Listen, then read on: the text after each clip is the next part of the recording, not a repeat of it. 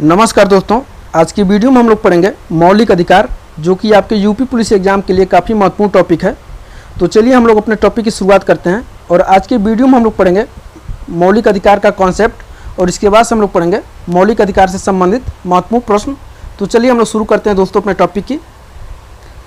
देखिएगा भाग तीन और अनुच्छेद 12 से लेकर के 35 तक मौलिक अधिकार दिया गया है। अनुच्छेद 12 से लेकर के अनुच्छेद 35 तक। आगे देखिएगा भाग तीन को भारत के संविधान का मैग्ना कार्टा कहा जाता है। भाग तीन को भारत के संविधान का मैग्ना कार्टा कहा जाता है। यह एक क्वेश्चन बन गया। अब आपसे क्वेश्चन में यहीं पे पूछ लिया जाएगा किस भाग को भारत के संविधान का मैग्ना कार्टा कहा जाता है। तो भाग तीन को एक क्वेश्चन तो यहीं पे बन जाएगा आपसे। देखिएगा मौलिक अधिकारों की पहली बार मांग कांग्रेस के कराची अधिवेशन में पंडित जवाहरलाल नेहरू के द्वारा की गई थी। आगे देखिएगा दोस्तों, संविधान के द्वारा भारत के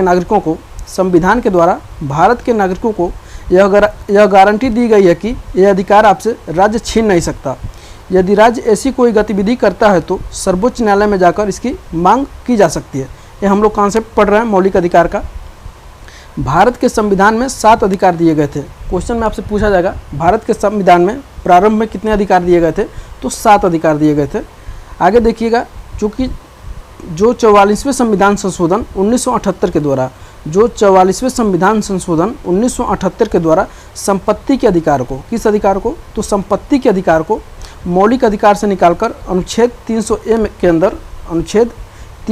के अंदर स्थापित कर दिए, जिससे अब अधिकार कितने बचे हैं, केवल 6 अधिकार बच गए हैं। पढ़ते हैं हम लोग 6 अधिकार कौन कौन से हैं। सबसे पहले देखिएगा दोस्तों, सबसे पहला है समानता का अधिकार। समानता का अधिकार कहाँ से कहाँ तक है, तो अनुच्छेद 14 से लेकर के 18 तक। दूसरे नंबर पे क्या है, स्वतंत्रता का अधिकार 19 से लेकर के 22 तक, यानी अनुच्छेद 19 से लेकर के 22 तक। तीसरे नंबर पे दोस्तों शोषण के विरुद्ध अधिकार अनुच्छेद 23 से लेकर के 24 तक। चौथे नंबर पे धार्मिक स्वतंत्रता का अधिकार अनुच्छेद 25 से लेकर के 28 तक। आप मेरे साथ 60 नोट्स बना सकते हैं अपने कॉपी में, ताकि रिवीजन करने में आपको भी आसानी रहे। 5वें नंबर पे देखिएगा शैक्षणिक व सांस्कृतिक अधिकार कि कहाँ से कहाँ दिया गया है, तो अनुच्छेद 29 से लेकर के 30 तक। 6ठे नंबर पे दोस्तों संवैधानिक उपचारों का अधिकार अनुच्छेद 32 में। काफ़ी महत्वपूर्ण है, अगर आप इतना याद कर लेते हैं तो आपके लिए काफ़ी लाभ रहेगा। आगे देखिएगा समानता का अधिकार, राइट टू इक्वालिटी, समानता का अधिकार हम लोग पढ़ रहे हैं दोस्तों अनुच्छेद 14 में क्या दिया गया है, विधि के समक्ष समानता। यह क्या है, यह अवधारणा मानती है कि कानून की नज़र में सभी समान हैं, कोई भी व्यक्ति कानून से ऊपर नहीं है। कहाँ पे बात की गई है, तो अनुच्छेद 14 में। अब हम लोग पढ़ते हैं अनुच्छेद 15। जैसा कि अभी हम आपको कुछ समय पहले बताए थे कि 12 से लेकर के अनुच्छेद 12 से लेकर के आर्टिकल 12 से लेकर के 35 तक कहाँ पे है, 35 तक मौलिक अधिकार दिए गए हैं। तो अनुच्छेद 14 में क्या है कि कानून के नज़र में सभी समान हैं और कानून से बढ़ करके कोई व्यक्ति ऊपर नहीं है। देखिएगा अनुच्छेद 15A में कहा गया है दोस्तों, धर्म, मूलवंश, जाति, लिंग, जन्म स्थान आदि के आधार पर भेदभाव नहीं होना चाहिए। कहाँ पे बात किया गया है, तो अनुच्छेद 15A में, यानी अनुच्छेद 15 फर्स्ट में। अनुच्छेद 15(2) में देखिएगा, इनमें से किसी भी आधार पर यानी धर्म, मूलवंश, जाति, लिंग, जन्म स्थान आदि के आधार पर किसी सार्वजनिक स्थल पर कोई भेदभाव नहीं होगा। जैसा कि ये देखिएगा, दुकानों में, भोजनालय में, होटल में और सार्वजनिक मनोरंजन के स्थल में कोई भेदभाव आपसे नहीं करेगा।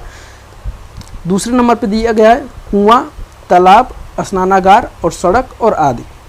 अब हम लोग पढ़ते हैं अनुच्छेद 16 में दोस्तों कहा गया है, धर्म, मूलवंश, जाति, लिंग, जन्म स्थान, वंश परंपरा एवं निवास स्थान के आधार पर सरकारी नौकरियों में, कहाँ पे, तो सरकारी नौकरियों में कोई भेदभाव नहीं होगा। काफ़ी महत्वपूर्ण अनुच्छेद है, आर्टिकल नंबर 16। हम लोग पढ़ते हैं अनुच्छेद 17, अस्पृश्यता का अंत। अनुच्छेद 17 में क्या है, तो अस्पृश्यता का अंत है। भारत के संविधान में अस्पृश्यता को खत्म कर दिया गया है। मैसूर हाई कोर्ट ने अस्पृश्यता को परिभाषित करते हुए कहा था कि वे सामाजिक नियोग्यताएं को जन्म के आधार पर भेदभाव करती हैं, जैसे कि अपमान करना, दुकान, होटल आदि में प्रवेश को रोकना, किसी सार्वजनिक पूजा स्थल पर रोकना, वस्तुओं को बेचने से मना करना, हॉस्पिटल आदि में भेदभाव करना आदि सम्मिलित है। किसके अंदर? तो अस्पृश्यता के अंदर। इसके लिए सज़ा नागरिक अधिकार अधिनियम 1995 में, इसके लिए सज़ा नागरिक अधिकार अधिनियम 1995 में दी गई है, जिसमें 500 रुपये या 6 महीने की सज़ा या दोनों हो सकती है। अब हम लोग पढ़ते हैं दोस्तों उपाधियों का अंत, जो कि काफ़ी महत्वपूर्ण रहेगा और अनुच्छेद 18 में दिया गया है उपाधियों का अंत। यदि कोई नागरिक किसी विदेश से कोई उपाधि या उपहार प्राप्त करता है तो उसे राष्ट्रपति को क्या करना पड़ेगा? तो जानकारी देनी पड़ेगी। यह कहाँ पे बात किया गया है? अनुच्छेद 18 में। तो ये हम लोग का समानता का जो अधिकार है, समानता का अधिकार अनुच्छेद 14 से लेकर के 18 तक, अनुच्छेद 14 से लेकर के 18 तक ये हम लोग का कंप्लीट हुआ। अब हम लोग दूसरे नंबर पर पढ़ने जा रहे हैं स्वतंत्रता का अधिकार। स्वतंत्रता का अधिकार कहाँ से कहाँ तक दिया गया है? तो अनुच्छेद 19 से लेकर के 22 तक दिया गया है। अनुच्छेद 19 से लेकर के 22 तक दिया गया है। देखिएगा 19A में, 19 मतलब 1A में दिया गया है। इसमें क्या सम्मिलित है? बोलने का अधिकार, वाक्य एवं अभिव्यक्ति की आज़ादी, वाक्य एवं अभिव्यक्ति की आज़ादी, चुप रहने का अधिकार, चुप रहने का आज़ादी, जानने का आज़ादी, व्यावसायिक विज्ञापन का आज़ादी इत्यादि दिया गया है अनुच्छेद 19A में। अनुच्छेद 19(1)A में दिया गया है। अब अनुच्छेद 19(1)B में देखिए क्या दिया गया है? सम्मेलन करने की आज़ादी, सम्मेलन की आज़ादी। हालांकि मजिस्ट्रेट को यह अधिकार है कि धारा 144 लगा करके सम्मेलन को प्रतिबंधित कर सकता है। अगला देखिएगा दोस्तों अनुच्छेद 20 दोहरे दंड से मुक्ति। दोहरे दंड से मुक्ति, एक अपराध के लिए एक ही सज़ा दी जाएगी। यह केवल न्यायिक संदर्भ में है, प्रशासनिक संदर्भ में नहीं। सबसे इम्पोर्टेंट अधिकार है, सबसे महत्वपूर्ण अनुच्छेद है अनुच्छेद 21 माफ़ करिए दोस्तों। अनुच्छेद 21 में दिया गया है जीवन जीने का अधिकार। जीवन जीने का अधिकार, चिकित्सा का अधिकार, स्वच्छ जल पीने का अधिकार, विदेश भ्रमण का अधिकार। ये भी क्वेश्चन आपसे पूछा जाएगा, विदेश भ्रमण का अधिकार किस अनुच्छेद में बात किया गया है? तो अनुच्छेद 21 में। स्वच्छ वातावरण का अधिकार, सोने का अधिकार इत्यादि सम्मिलित है किसमें? अनुच्छेद 21 में। देखिएगा नोट, निजता का अधिकार। निजता का अधिकार, निजता के अधिकार से तात्पर्य क्या है? अपने बारे में गुप्त जानकारी सार्वजनिक न करने का अधिकार कहाँ पे है? अनुच्छेद 21 में। अनुच्छेद 21A में देखिएगा शिक्षा का अधिकार, काफ़ी महत्वपूर्ण है शिक्षा का अधिकार। 86वें संविधान संशोधन 2002 के द्वारा, 86वें संविधान संशोधन 2002 के द्वारा अनुच्छेद 21A तथा अनुच्छेद 21A तथा 11वां मौलिक कर्तव्य जोड़ा गया। कब? तो 46वें संविधान संशोधन 2002 के द्वारा। देखिएगा 6 से 14 वर्ष के बालकों को निःशुल्क तथा अनिवार्य शिक्षा की व्यवस्था की गई है। आगे पढ़ेंगे हम लोग दोस्तों अनुच्छेद 22(1). अनुच्छेद 22(1), गिरफ्तार किए गए व्यक्ति को कारण से अवगत कराया जाएगा। गिरफ्तार किए गए व्यक्ति को कारण से क्या किया जाएगा? अवगत कराया जाएगा, मतलब किस वजह से आपको गिरफ्तार किया गया है, तथा वकील से परामर्श की सुविधा भी दी जाएगी। आगे देखिएगा अनुच्छेद 22(2), यात्रा के समय के अलावा 24 घंटे के भीतर नज़दीक के मजिस्ट्रेट के पास आपको नज़दीक के मजिस्ट्रेट के समक्ष क्या किया जाएगा? आपको पेश किया जाएगा 24 घंटे के भीतर। यानी इसमें यात्रा का जो टाइम है, आने जाने का जो ले जाने का टाइम है, वह शामिल नहीं रहेगा।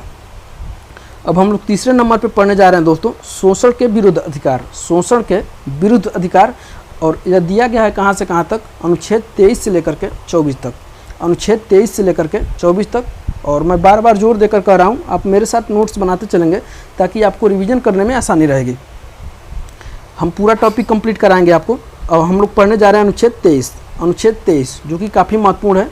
मानव दुर्व्यापार में क्या है? महिला, पुरुष, बच्चों की खरीद फरोख्त, बलात्श्रम। बलात्श्रम का मतलब क्या होता है दोस्तों? इच्छा के विरुद्ध लिया गया कार्य।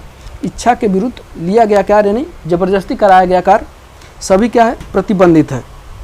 यह कहाँ पे बात किया गया है? तो अनुच्छेद 23 में। अनुच्छेद 23 में। अनुच्छेद 24 में क्या कहा गया है? अनुच्छेद 24 में 14 वर्ष से कम उम्र के बालक को 14 वर्ष से कम उम्र के बालक को फैक्ट्री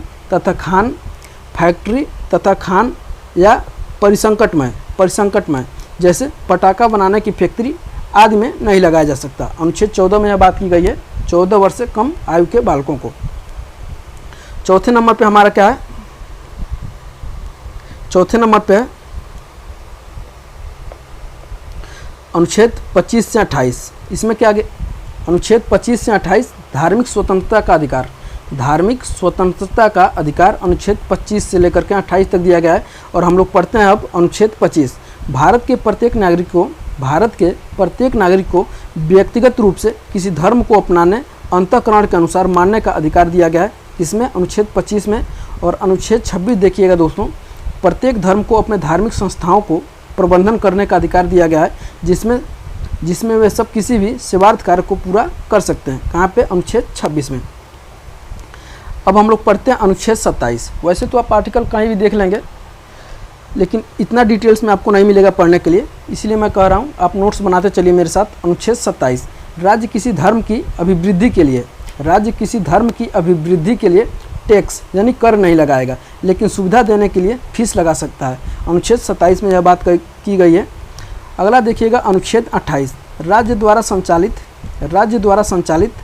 द्वारा पोषित तथा मान्यता प्राप्त किसी संस्था में धार्मिक शिक्षा नहीं दी जाएगी, लेकिन कोई संस्था ट्रस्ट के द्वारा संचालित व स्थापित है तो वहाँ धार्मिक शिक्षा दी जा सकती है, जैसे कि सरस्वती विद्या मंदिर, सेंट जोसेफ आदि। 5वें नंबर पे है सांस्कृतिक व शैक्षणिक अधिकार। अनुच्छेद 29 से लेकर के 30 तक दिया गया है। अनुच्छेद 29 देखिएगा, भारत के प्रत्येक नागरिक को अपनी भाषा, लिपि तथा संस्कृति को बनाए रखने का अधिकार है। धर्म, वंश एवं जाति के आधार पर किसी शैक्षणिक संस्था में प्रवेश से नहीं रोका जा सकता है। यह अनुच्छेद 29 में बात की गई है। अनुच्छेद 30 देखिएगा, सभी अल्पसंख्यक वर्ग को यह अधिकार दिया गया है कि वो धर्म या भाषा के आधार पर किसी भी शैक्षणिक संस्था की स्थापना कर सकते हैं। और सबसे महत्वपूर्ण दोस्तों है अनुच्छेद 32, संवैधानिक उपचारों का अधिकार। आप कहेंगे मास्टर तो पढ़ा दिया अनुच्छेद 29, 30 यानी 14 से लेकर के 30 तक पढ़ा दिया, 31 कहाँ गया, तो 31 भी आएगा, अभी पेशेंस रखिए। देखिएगा अनुच्छेद 32 में क्या किया गया, 32 में क्या कहा गया है, मौलिक अधिकार एक गारंटी नागरिकों को देते हैं। वह है सुरक्षा की गारंटी, यानी मौलिक अधिकार जो है सुरक्षा की गारंटी देते हैं। लेकिन यदि मौलिक अधिकार आपसे छीना जाता है तो नागरिकों को अनुच्छेद 32 के द्वारा एससी यानी सुप्रीम कोर्ट जाने का अधिकार है। और सुप्रीम कोर्ट मौलिक अधिकारों का क्या है, रक्षक है। हालांकि मौलिक अधिकारों की रक्षा के लिए आप कहाँ पे भी जा सकते हैं, हाई कोर्ट भी जा सकते हैं, अनुच्छेद 226 के अनुसार। अब देखिएगा अनुच्छेद 33, सैन्य बलों के संदर्भ में मौलिक अधिकार चाहे तो पार्लियामेंट चाहे तो निलंबित कर सकती है, या संसद क्या कर सकता है, परिवर्तित कर सकता है। आगे देखिएगा अनुच्छेद 34, किसी क्षेत्र में मार्शल लॉ यानी सैन्य विधि, अनुच्छेद 34 काफ़ी महत्वपूर्ण रहेगा। किसी क्षेत्र में मार्शल लॉ या सैन्य विधि लगाया जा सकती है। सैन्य विधि के लिए एक कानून पारित किया गया है। अब हम लोग बात कर लेते हैं अनुच्छेद 35 की, 35 की। किसी मौलिक अधिकार को व्यवहारिक रूप से उपलब्ध कराने के लिए कोई भी कानून बनाया जा सकता है। अनुच्छेद 35 में क्या है, किसी मौलिक अधिकार को व्यवहारिक रूप से उपलब्ध कराने के लिए कोई भी कानून बनाया जा सकता है। अगला देखिएगा अनुच्छेद 31 यानी अनुच्छेद 31(1), भूमि सुधार किया जाएगा बिना मुआवजा दिए। कहाँ पे बात किया गया है, अनुच्छेद 31(a) में। और अनुच्छेद 31(2) में क्या किया गया है, अनुच्छेद 31(b) में क्या कहा गया है, तो 9वीं अनुसूची जोड़ी गई है, जिसमें कहा गया है कि जो विषय 9वीं अनुसूची में डाल दिए जाएंगे उसकी समीक्षा नहीं हो सकेगी। और हम लोग का अगला टॉपिक होगा दोस्तों मौलिक अधिकार से संबंधित महत्वपूर्ण प्रश्न, जिसमें हम वे महत्वपूर्ण प्रश्न लेंगे जो कि आपके हर एग्जाम में, छोटे से लेकर के बड़े एग्जाम में देखने को मिलते रहते हैं, ताकि आपका एक भी क्वेश्चन गलत ना हो। तो मैं आशा करता हूं कि वीडियो आपको पसंद आया होगा। अगर वीडियो आपको पसंद आया होगा तो आप अभी तक हमारे चैनल को सब्सक्राइब नहीं किए तो सब्सक्राइब भी कर लीजिएगा, और वीडियो पसंद आया होगा तो अपने दोस्तों के साथ शेयर करना नहीं भूलिएगा। मिलते हैं अगले वीडियो में, तब तक के लिए बहुत बहुत धन्यवाद।